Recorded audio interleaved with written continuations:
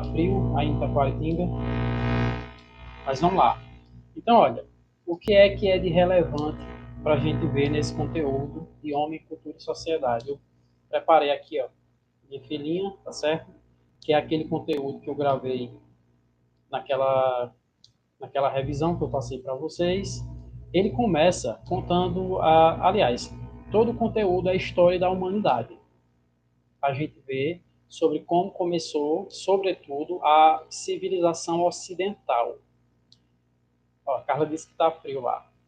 Mas, afinal de contas, o que é essa civilização, essa cultura ocidental? Deixa eu contar uma historinha para vocês, que não é nenhuma novidade. Vocês sabem que o Brasil foi descoberto por Portugal, não é isso? Toda a América Latina foi colonizada pelos espanhóis, os Estados Unidos pela Inglaterra. Então, esses países das Américas e metade da Europa são que nós, e parte da África também, são que nós chamamos de cultura ocidental. Essa cultura ocidental é a cultura que tem heranças do que se praticava e da cultura dos povos romanos, dos gregos.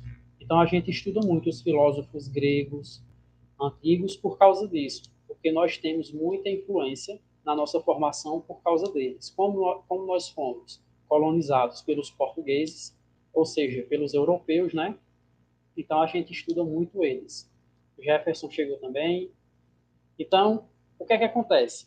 Ao longo do tempo, a história foi se passando na Europa e isso tem muito a ver com o que nós temos hoje de herança cultural. Por quê? Por termos sido colonizados por eles. Né? Então, por isso que a gente estuda tanto eles. Entendeu? Então, olha, a nossa língua, tipo o português, vem da Europa, tá certo? Que é uma derivação do latim também. É uma língua de origem do latim, tá certo? Que já era uma língua em algum momento do Império Romano também, e por aí vai. Então, essas coisas são um pouquinho da nossa história também. Aí, o conteúdo, na aula 1, começa com o período feudal. O que é o período feudal? O período feudal é uma época em que não existiam os estados-nações. Como assim? Você não tinha, tipo, Brasil estava muito longe de ser descoberto ainda, não existia nada em relação ao Brasil. Mas os países da Europa, que é o que nos interessam agora, Portugal, França, Espanha, você tinha algumas regiões, tá certo? Mas você não tinha o país em si. E no período feudal, o que nós tínhamos eram donos de terras que tinham seus trabalhadores e como é que funcionava essa relação de trabalho? Você era um trabalhador, junto com sua família, se reunia e você servia a um proprietário de terra. Esse proprietário de terra lhe dava proteção, lhe dava onde morar e alimento. E assim você vivia. A criança nascia, crescia, trabalhava para aqueles donos de terra até morrer e esse ciclo se repetia, tá certo? Com o tempo, foram formados alguns agrupamentos de terras maiores, então você tinha donos de terras mais poderosos, que tinham mais terras, e com isso começou a se formar os reinados. Aí começa, depois disso, o período que a gente chama de absolutismo. No absolutismo não mudou muita coisa não. A diferença agora é que os donos de terra, eles tinham um rei, tá certo? E esse rei, ele dominava um vasto território, com muitos outros donos de terras e muitos outros vassalos e escravos. As pessoas não era utilizado o termo escravo, né? Mas o pessoal que trabalhava para esses donos de terra, tá certo? Então, esse período é o absolutista. E o que é que acontece? Algumas cidades foram se formando nesse período dos reinados, tá certo? E uma classe foi surgindo e essa classe foi muito importante para a transformação cultural da Europa, que eram os burgueses, que a gente chama, né, a burguesia, que nada mais eram, né, os comerciantes. Então, pessoas que detinham autorização para comercializar e eles começaram a enxergar o negócio como oportunidade de vender para outras nações, para outros reinados também, só que precisavam da autorização do rei. Então, se o rei não assinasse, o rei da sua região não assinasse, você não poderia sair para comercializar. E se o rei da outra região também não assinasse, não permitisse, não autorizasse, você também não poderia ir lá e comercializar com aquela outra região. Então, as riquezas eram muito restringidas em poucos locais, em locais pequenos. E isso era um bloqueio para o crescimento econômico desses burgueses. Muito bem. Então, falei do feudalismo, do período do absolutismo. Aí agora eu vou falar como foi que esse período foi derrotado, como é que ele começou a ficar decadente. Mas antes, deixa eu dar uma olhada aqui, ver o que é que vocês estão falando. Vanessa, professor, vai ficar gravado o vídeo? Vai, Vanessa. Quando eu concluir, vai ficar gravado, tá certo? Então vamos lá. Aqui é o que mais nos interessa agora, pessoal, é esse segundo período. Começou a nascer um movimento que em 1600 e alguma coisa, não me lembro agora, acho que 1650, por aí, um escritor, um pensador inglês chamado Adam Smith, depois eu coloco a data mais certa para vocês. Ele chamou esse período, né, ele meio que identificou esse movimento desses burgueses por maior liberdade como um movimento que depois ficou conhecido como movimento liberal. O que é que acontece? Se os burgueses precisavam, os comerciantes precisavam de autorizações para poder comercializar com outras regiões, então isso aí era um entrave para o crescimento econômico, para o seu desenvolvimento. Então eles começaram a questionar o poder desses reis. Por que nós temos que ter reis absolutistas que mandam em tudo na vida das pessoas? Então isso era algo que eles começaram a questionar, tá certo? Deixa eu ver, Juan falou aqui no grupo. Estou trabalhando, quando largar, vou ver. Muito bem. Então, o movimento liberal começou a meio que patrocinar uma série de pensadores que iam contra esse poder dos reis, esse absolutismo, entendeu? Então, quando começou-se a questionar, começou-se a aumentar o poder desses burgueses, desses comerciantes. Aí nasce aí um movimento que é muito importante, que é o movimento iluminista, que refletiu-se nas artes, refletiu-se na política, foi um pensamento econômico muito forte. O iluminismo, ele começou a questionar inclusive questões religiosas. Antigamente, como é que os reis mantinham seu poder? Eles tinham meio que uma autorização divina que era dada pela igreja. Então, a igreja católica, lá no século XII, XIII, tinha um poder muito forte na Europa. E os reis pediam autorização ao Papa para reinar, e alguma autorização entre aspas. Eles tinham a bênção do Papa para validar o seu poder. Então as pessoas tinham que respeitar, porque Deus queria assim. O poder do rei era dado por Deus. E assim dizia o Papa, e amém, tá certo?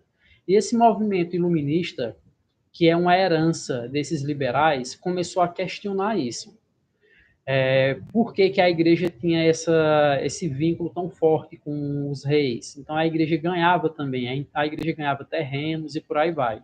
Então, artistas diversos começaram a questionar esse poder e essa relação da igreja com o poder dos reis, começaram a questionar o próprio poder dos reis, por que deveríamos ter um rei e um governo para controlar tudo. Então, seria melhor que não houvesse governo para controlar a sociedade. E assim também a ciência começou a ganhar espaço. Então, tudo que se explicava apenas porque algum religioso falou começou a ser questionado. E com isso foi nascendo a ciência, tá certo? Então, a gente vê aí movimentos interessantes ao longo da história, como Nicolau Copérnico, o Galileu Galilei, que diziam que a Terra não era o centro do universo, e muito pelo contrário. Na verdade, nós tínhamos o sistema solar e a Terra circundava o Sol, não o contrário, não era o Sol que nos circundava. Então, Isso aí começou a ser um ponto de questionamento muito forte, a ciência começou a ganhar força, dentre diversas outras descobertas que não adianta ficar falando uma por uma aqui, vocês já ouviram falar aí ao longo do tempo.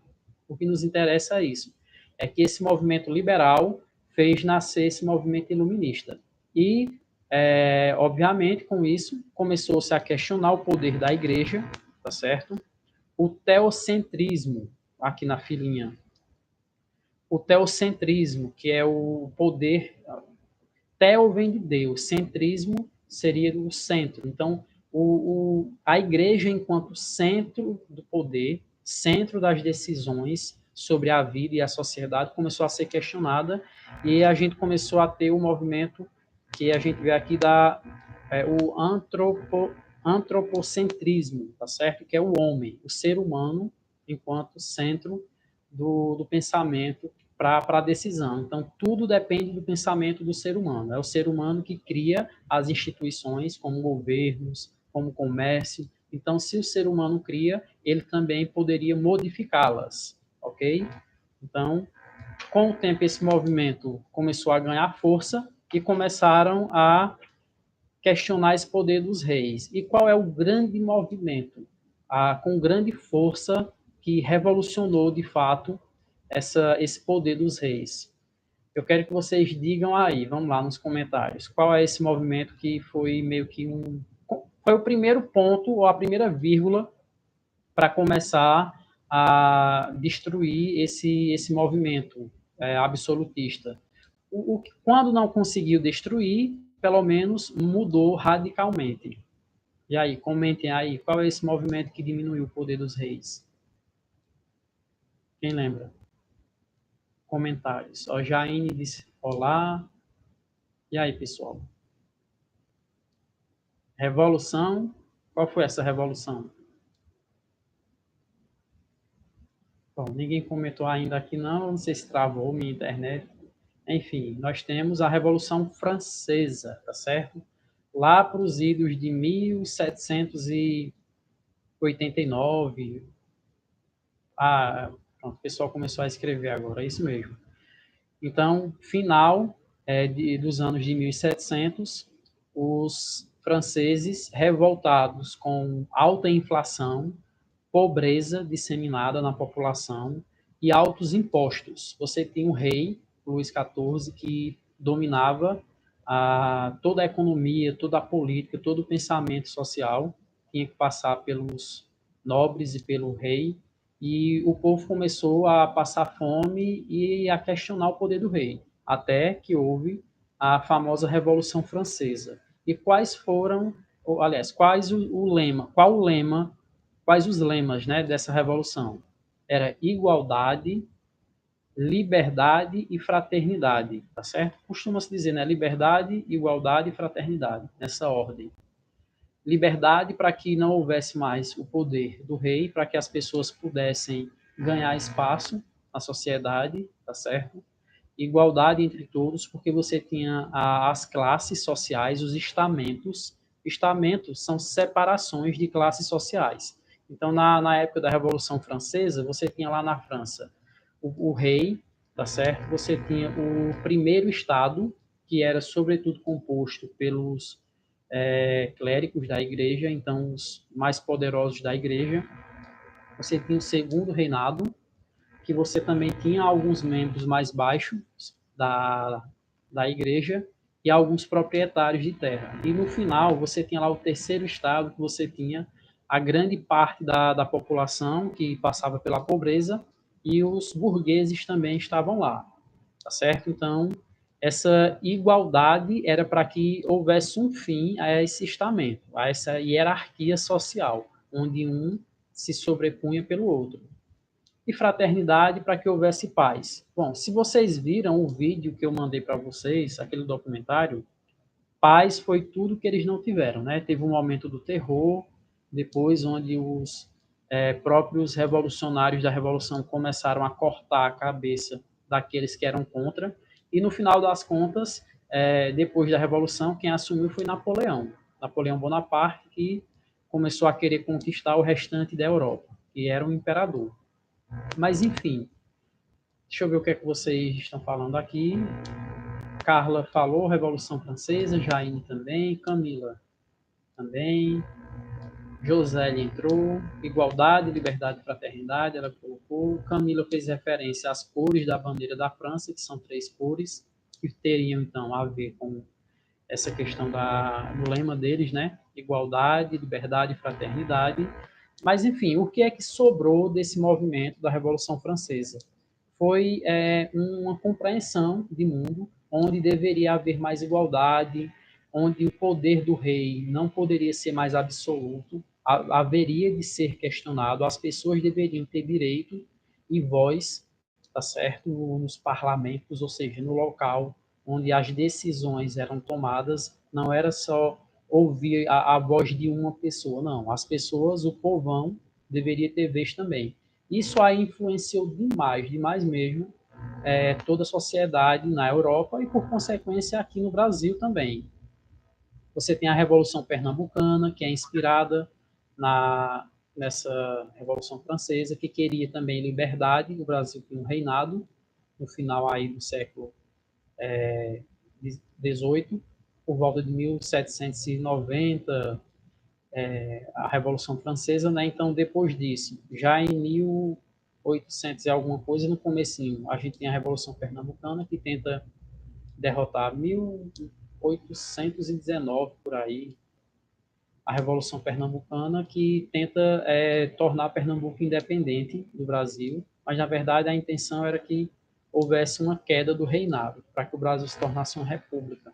E pouco tempo depois, influenciou a própria independência do Brasil, tá certo?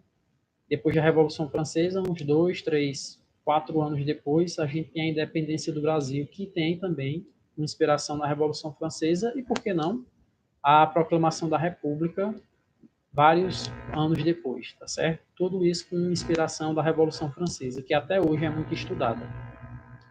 Muito bem. Ainda da primeira aula, qual outro fato muito interessante que a gente deve ver aqui? Olha, Carla fez referência aqui aos termos que a gente ouve falar hoje em dia de esquerda e direita, que foi formado lá dentro do parlamento francês pós-revolução, tá certo? Você tinha de um lado a direita e do outro lado a esquerda. Começou a partir daí mesmo. Mas como não necessariamente é um assunto de prova, então eu vou pular aqui para a Revolução Industrial. O que é a Revolução Industrial?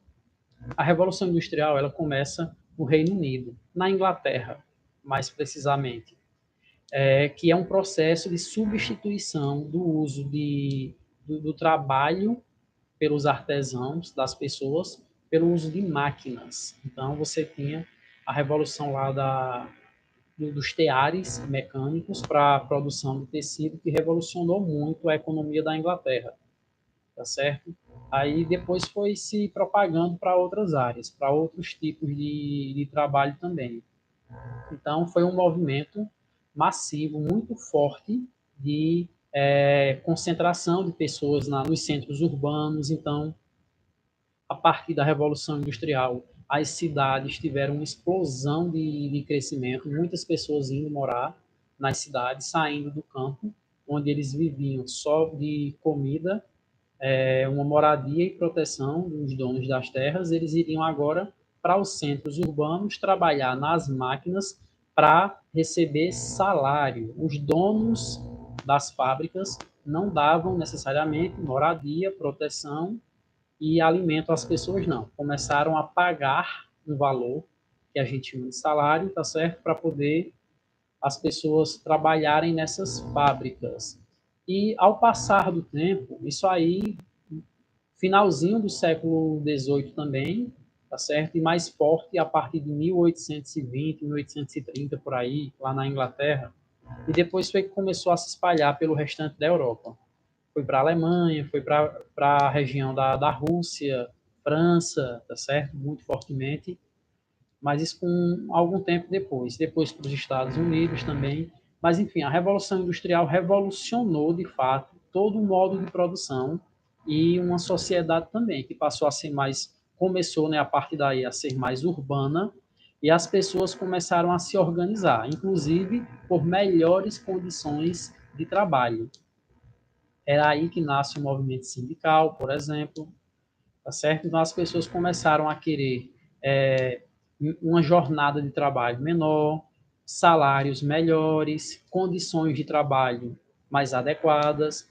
É aí que nasce o movimento socialista, liderado pelo. Na verdade, nasce um pouquinho antes, mas assim, o grande nome desse movimento é o pensador e filósofo alemão, o Karl Marx, tá certo? Quando ele desenvolve uma série de trabalhos que vai finalizar lá depois com tipo, o movimento comunista, o livro dele, O Capital, que é muito interessante, tá certo? Que questionava essa relação de trabalho que estava acontecendo. Dizia que as pessoas passavam a ser exploradas pelas máquinas, tá certo? Então, o capitalista, que é o dono da terra, ele enriquecia em função do dinheiro não pago aos trabalhadores. Ele falava o seguinte: o trabalhador trabalha e gera uma riqueza tal. O trabalho que ele realiza, ele recebe pouco por ele e o restante é a mais-valia. É aquele valor que vai para o capitalista enriquecer e reproduzir esse processo capitalista. Então, o capital ele se reproduz. Então, você gera riqueza para gerar riqueza. E essa riqueza deve ser maior sempre. Então, esse é o processo capitalista que foi criticado por Karl Marx. Certo? Então, olha, eu já falei de Adam Smith, que falava que era importante a liberalização, um governo menor para que as pessoas tivessem mais liberdade. Depois, Karl Marx queria que os trabalhadores tivessem melhores condições e ele chegou a propor que os trabalhadores dominassem os meios de produção para o seu próprio bem, tá certo? Então, isso tudo aconteceu nesse meio da Revolução Industrial, da substituição do trabalho das pessoas maior intensividade do trabalho de máquinas, ok? Marx chega a dizer que o ser humano virou um apêndice da máquina, então ele é um detalhe. A máquina começou a ser a dona do capital, das riquezas, a partir da máquina que o mundo gira. Já indo. Na videoaula, a mais-valia é o tempo de trabalho. Essa mais-valia seria o tempo não pago ao trabalhador. Isso mesmo, Jair. Você pescou bem a questão, tá certo? Então, o trabalhador, ele trabalha, gera uma riqueza grande, fica com uma pequena parte, e o restante seria a mais-valia que vai enriquecer o capitalista, o dono das máquinas. Muito bem, vamos agora para a aula 2. Já está com 26 minutos, eu não quero que esse vídeo ultrapasse uma hora. Então, olha, a crítica ao capitalismo começa nessa segunda aula aqui. Eu já comecei, né, com o trabalho de Karl Marx, e fala também da luta de classes. Então, se antigamente, lá no Estado absolutista francês, você tinha o primeiro, o segundo, o terceiro Estado, né? O poder do rei, da população ficava lá embaixo. Agora você criou duas classes, os capitalistas e os trabalhadores, tá certo? E os movimentos sindicais, por melhorias de condições de trabalho, tentavam diminuir as diferenças entre eles. Adiantando aqui, a gente chega no outro pensador muito interessante, é o Max Weber, que ele falava da ação social. Ele chegou a trabalhar um pouquinho a questão do próprio capitalismo, como eu vou ler aqui para vocês, com uma perspectiva diferente. Ele via que o capitalismo também ele gerou riquezas para a sociedade. Então, olha, ele falava o capitalismo e a dominação, forma específica de racionalismo, resultado do desencadeamento do mundo. Então, o mundo estava se transformando radicalmente. Aumento da eficiência da produção, da produtividade, né? Então, imagina aí, você tinha uma pessoa para construir um, sei lá, vamos pensar aqui, uma vestimenta para outra pessoa. Você vai fazer o terno, a blusa, vai fazer a calça, o sapato. Uma pessoa fazendo vai demorar horas ou dias para confeccionar tudo isso, né? Mas com o uso de máquinas, você consegue fazer vários no mesmo dia. Então, o aumento da produção foi impressionante, certo? e Max Weber, ele enxergou isso como algo positivo. Então, ele até falava, o espírito do capitalismo é a ética, transformou-se numa ética de vida, um modo de ver e encarar a existência. Isso, ou seja, ele queria dizer o quê? Que o modo de produção capitalista ele também mudou a forma, a cultura das pessoas. Uma vez que as pessoas agora estão mais nas cidades, nos centros urbanos, saíram do campo, né? A forma de trabalho agora passou a ser o salário e meio que aumentou a liberdade do trabalhador se a gente comparar o que era anteriormente, que você trabalhava para um dono de terras e você trabalhava por moradia, comida e proteção, só isso. Agora o trabalhador tinha a oportunidade de mudar de local de trabalho. Então, isso aí tem repercussões interessantes em toda a sociedade. Muito bem, então, olha, falando da Revolução Industrial, a gente agora vai para uma nova etapa que se desenrola, sobretudo, a partir da Segunda Guerra Mundial. Então, a Segunda Guerra Mundial, você tem lá a Alemanha, Itália e Japão, de um lado, e praticamente todos os países do mundo contra eles. Na verdade, nem todos. Fortemente, você tem a União Soviética, Estados Unidos, Reino Unido, que é a Inglaterra também, né, tá lá dentro, França, tá certo? O Brasil, no finalzinho, chegou a participar, mas era um embate entre esses países, onde a Europa ficou praticamente destruída. Depois disso, a recuperação desses países aconteceu com uma série de investimentos. E esses investimentos e medidas políticas revolucionaram o mundo desde lá. Vocês lembram que eu falei do movimento socialista de Marx, né, de Karl Marx? Eles influenciaram toda uma região e lá na Rússia, juntamente com outros países, eles criaram o chamado Bloco Soviético, era a União Soviética, onde eles começaram a pregar ali o socialismo, tá certo? O comunismo. Então, esses países do bloco comunista, eles trabalhavam a questão do socialismo e os demais países, sobretudo, o oeste da Europa, você tem ali a metade da Alemanha, toda a França, toda a Inglaterra, países como Suécia, Noruega, a própria Espanha também, Portugal, Estados Unidos, eles começaram a se desenvolver bastante. Era um bloco capitalista. E por que eu estou falando isso? Porque esse movimento foi muito importante. Porque lá na Europa eles criaram um movimento que misturava um pouco do socialismo com o capitalismo mais selvagem dos Estados Unidos. Esse movimento ficou conhecido, né, como social-democracia. E o que a social-democracia pregava? Deveria existir empresa privada, onde você poderia explorar o trabalho das pessoas e lucrar com isso, tá certo? Só que deveria haver o governo para oferecer saúde, educação, segurança, defesa do país também, tá certo? Então, o governo ajudaria as empresas e as pessoas a se organizarem, tá certo? Então, essa social-democracia era uma mistura do capitalismo que era praticado nos Estados Unidos, que é uma sociedade mais liberal, é conhecido como uma sociedade mais liberal, e era um pouquinho do que era praticado na União Soviética. Lá na União Soviética, você não tinha pessoas proprietárias de empresas, não. Você não tinha sua casa, a casa não era sua, a empresa não era sua. Tudo pertencia ao governo. E o governo, através de um planejamento central, é que cedia a você o direito de viver ali, tá certo? E indicava em que você iria trabalhar, tá certo? E por aí vai. Então, lembrem desse movimento, a social-democracia, que mistura os direitos do socialismo, saúde, sobretudo, educação e segurança, e a questão do liberalismo. Muito bem. Isso aí prevaleceu mais ou menos até o final da década de 70, 1970, que foi quando houve outra virada social e econômica muito forte, que é o movimento neoliberal. O que é o movimento neoliberal? Foi um movimento liderado pela primeira-ministra lá na Inglaterra, Margaret Thatcher, José está dizendo que está travando. Será que já melhorou?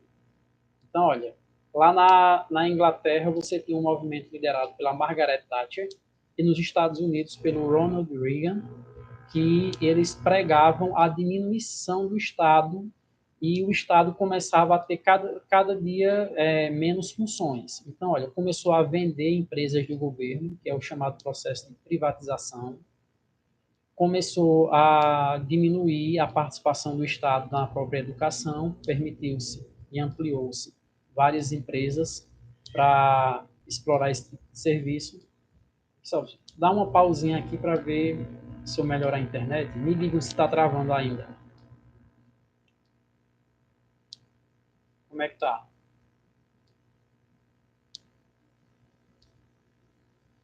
Me digam aí se melhorou.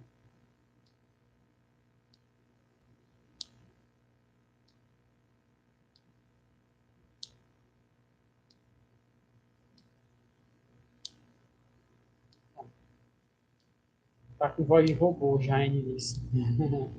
Enfim, mas vamos lá, eu vou concluir já, tá certo? Então, o movimento neoliberal, ele indicava uma participação menor do Estado. Então, o Estado deveria diminuir sua participação na sociedade, ter menos empresas.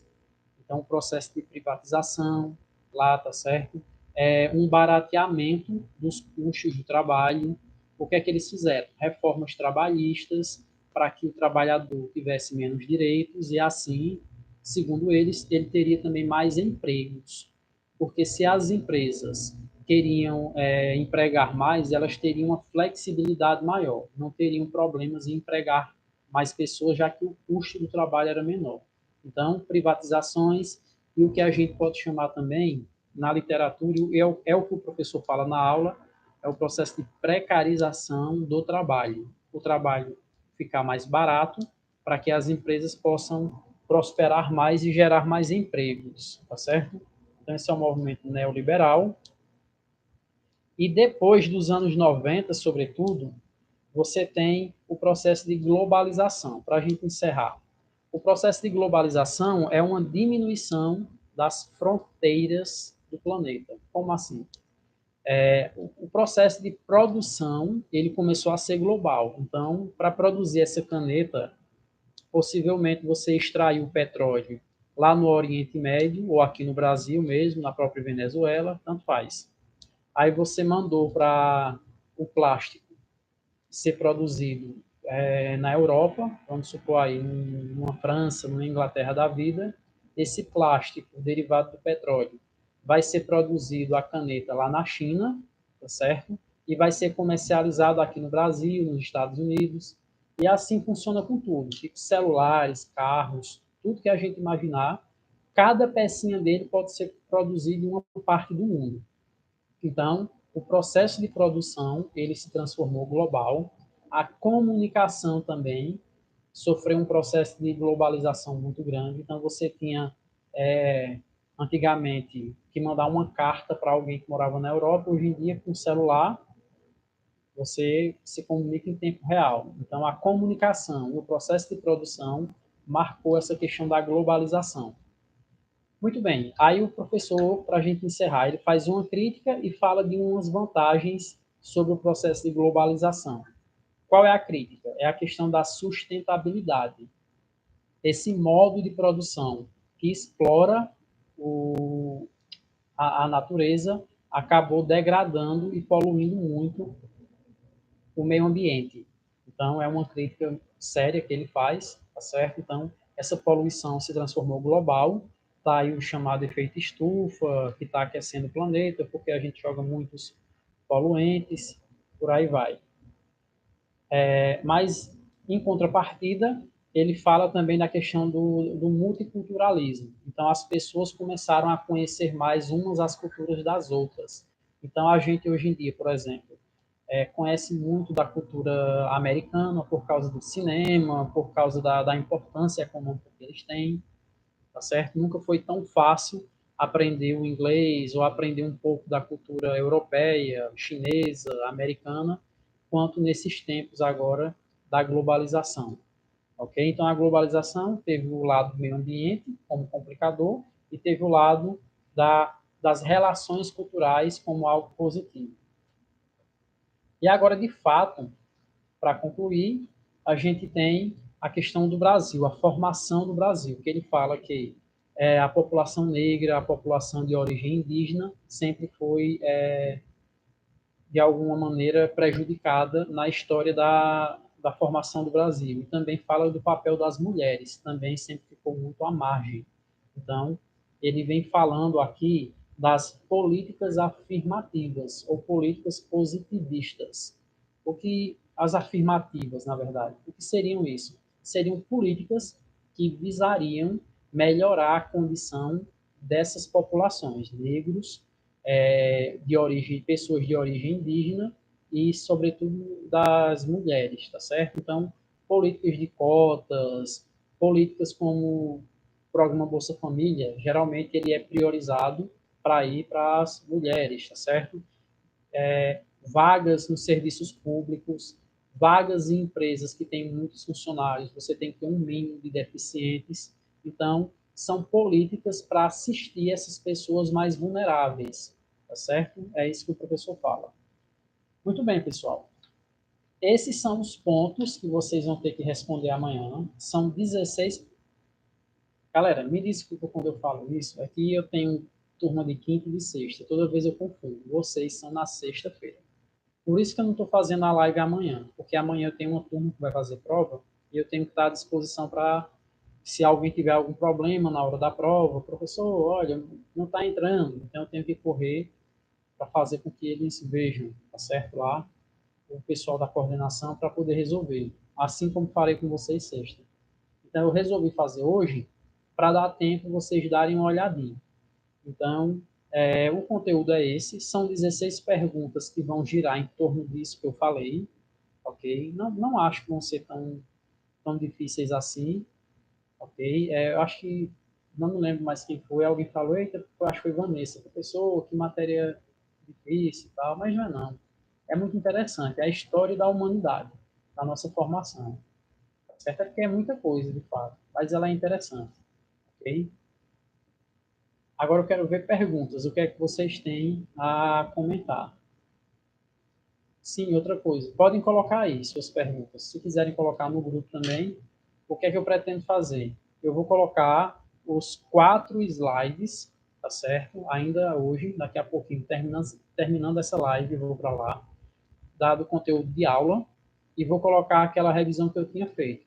E mais esse vídeo que eu gravei agora, para vocês darem uma olhada entre hoje e amanhã, e não tem perigo. Vão tirar uma ótima nota na prova, eu tenho certeza disso. Vocês são extremamente competentes, é uma turma muito boa, tá certo? Na última prova vocês foram espetaculares, parabéns para vocês. E aí, perguntas? Deixa eu dar uma olhada no grupo. Graciele, estou assistindo pelo PC, não consegui comentar, mas está beleza o áudio. Pode comentar agora. Michel Chavão, presente aqui. Felipe disse que o áudio estava normal. Temos 13 pessoas assistindo. Vanessa, se Deus quiser, vai dar tudo certo para todos nós. Muito bem, Vanessa, estou confiante. Vocês são feras. Até porque essa matéria é um pouco a continuação da outra, né? A gente não tem uma diferença tão grande, não. De ética, cultura e sociedade. Carla aqui, professor, a questão do neoliberalismo não consegui entender. Carla, lembra que a gente falou do processo liberal de Adam Smith, que ele começou a questionar o poder dos reis antigamente, que o rei é que mandava em tudo. Isso aí, muitos anos depois, 3 séculos depois, já em 1979 e 1980, assumiram o poder. Um na Inglaterra, que era a primeira-ministra, Margaret Thatcher, e o americano Ronald Reagan, dos Estados Unidos. Eles reviveram esse momento liberal do passado. Aquele movimento que pedia a queda dos reis, entre aspas, ou uma maior liberdade das pessoas, que as pessoas tomando decisões para si, teriam maior possibilidade de ter condições melhores de vida do que um governo lhes assistindo, um governo passando a mão para ajudar eles, entendeu? Aí, em 1980, daí em diante, nos Estados Unidos e na Inglaterra, eles começaram o movimento chamado neoliberal, que é o novo liberalismo, que eles começaram a vender empresas do governo. Então, você tinha empresas de petróleo, de carvão, lá na Inglaterra, e a Margaret Thatcher começou a vender elas, tá entendendo? Para poder liberalizar a economia, transformar as empresas do governo em empresas privadas, empresas com propriedade privada, e também um processo de reformas trabalhistas. O que eram essas reformas? Eram possibilidades de baratear o custo do trabalho. E foi feito, inclusive, no Brasil, aqui em 2017. Agora, de algum modo, a reforma trabalhista no Brasil tinha essa intenção: permitir a terceirização, diminuir o custo do trabalho. Qual é a intenção de quem faz a reforma neoliberal? Diminuir o custo do trabalho. É o seguinte: se você vai pagar menos no longo prazo aos trabalhadores, você vai poder produzir mais de forma mais barata, entendeu? E se você pode fazer isso, você vai poder vender seu produto a um preço menor, ou seja, de forma mais competitiva. Então você vai ter a possibilidade de crescer mais e no final geraria mais emprego. Eu não sei se isso vai funcionar no Brasil, né, no pós-reforma de 2017, mas nos Estados Unidos e na Inglaterra isso aconteceu, tá certo? Aí esse movimento ficou conhecido como movimento neoliberal. Aí se espalhou pelo mundo. Até hoje você tem países fazendo reformas trabalhistas, vendendo empresas do governo para diminuir a participação do governo na economia. Então, esse é o movimento liberal. Qualquer dúvida, Carla, pode me perguntar no privado que eu explico novamente. Josélia, fala com... Ah, Josélia dizendo que vai dar certo também, né? Que vocês vão sair bem. Jaine, quando acaba a Revolução Francesa? A professora na aula disse que não tem data específica, mas poderíamos nos basear em algum movimento, Napoleão ou a queda de Robespierre, que era o grande revolucionário, né, um dos líderes deles. Olha, por volta de 1815, 1814, você... Não, na verdade... Não, perdão. Isso aqui foi a queda de Napoleão. Então, a Revolução durou mais ou menos uns 3, 4 anos.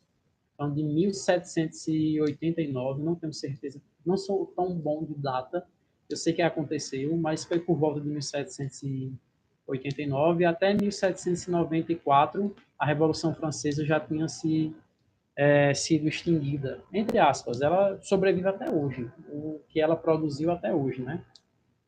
Mas eu estou dizendo assim, o governo de Robespierre, dos revolucionários, durou pouco tempo. Não chegou a ser 5 anos, não. Porque logo depois veio Napoleão para tomar conta. Tá certo?